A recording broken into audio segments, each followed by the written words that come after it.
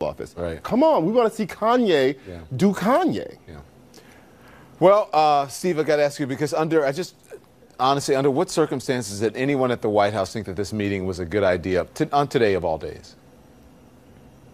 Yeah, you know, Don, you said that this meeting was embarrassing. I think, quite frankly, what's embarrassing is the condescension that you've shown to Kanye West, someone who I think is a brave and independent thinker, a creative genius. Does he speak in a different vernacular? Of course he does. Like a lot of artists, it's a vernacular I don't necessarily always understand, but I do understand that he's a great thinker. And for you and a lot of your guests to dismiss him as a, quote, token Negro and to question his mental stability when you're not doctors, when you haven't examined him, I think is really unfortunate. And it's an example, unfortunately, that is all too common on the left, which is liberals, when a minority doesn't toe the party line. By the way, the person who said that comment that you said the token Negro thing is a conservative. But go on.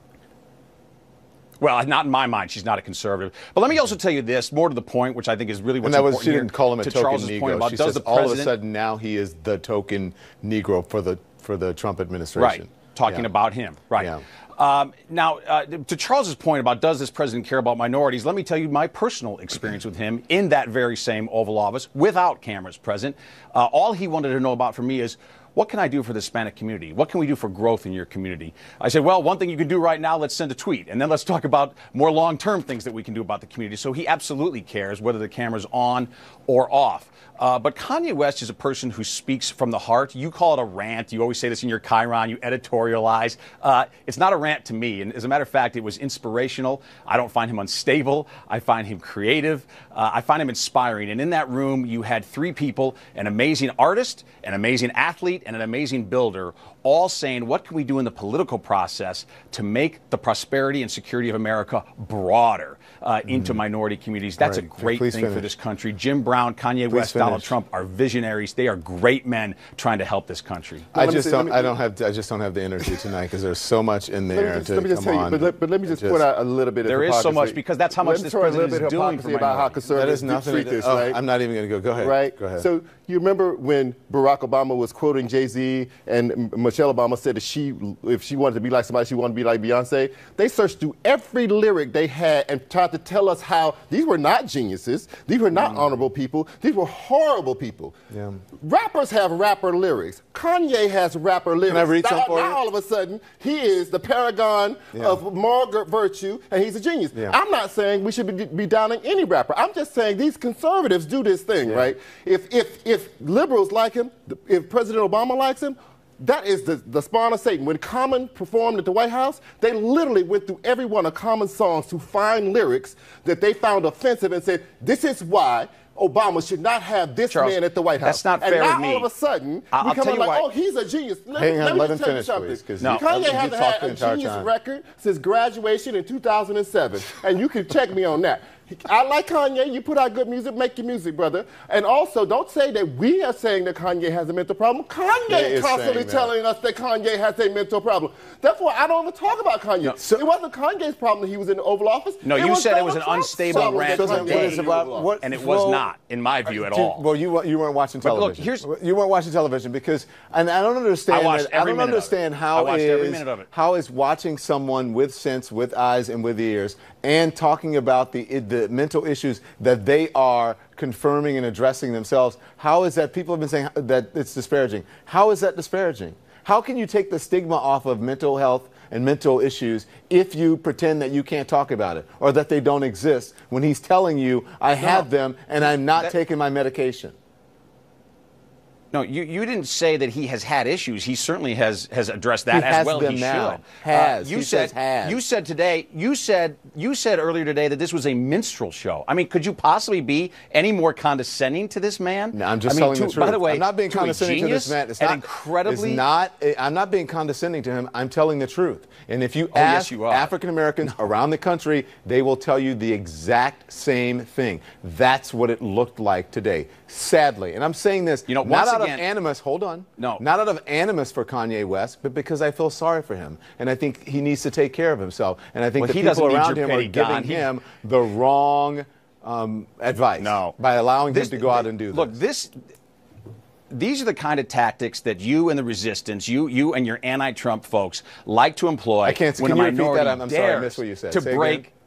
No, not you, Maria. I mean, can you Steve. Go ahead, Steve. You and your friends and your allies in the resistance. These are the kind of tactics I'm not in the resistance.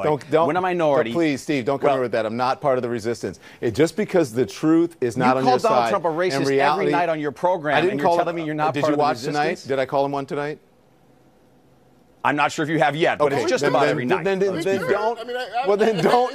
don't make up things. You're making up things again. And if I called him that, I do it out of evidence. Just about every night. How about that? Okay, no, I do it a lot. No, I do it when it is warranted. And look, when one of us, when we minorities dare to think for ourselves and when we dare to leave liberal orthodoxy, what happens? We are immediately vilified. We're called an Uncle Tom. Steve, speak for yourself. Steve, speak for yourself. I've been called that before. I don't buy into that. I don't think it's despair. I don't care. I don't care if you call me those words because I think about the person who is saying it. So if Kanye West wants to be a conservative, that's his business. If Kanye West wants to support Donald Trump, that's his business. But have some sense about it.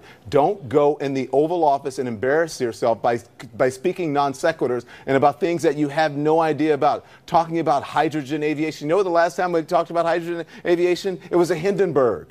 And you see what happened with that. So it's he doesn't speak in a scripted, lawyerly manner. I'll be the first to say that. He doesn't speak in a political manner. He speaks in a vernacular.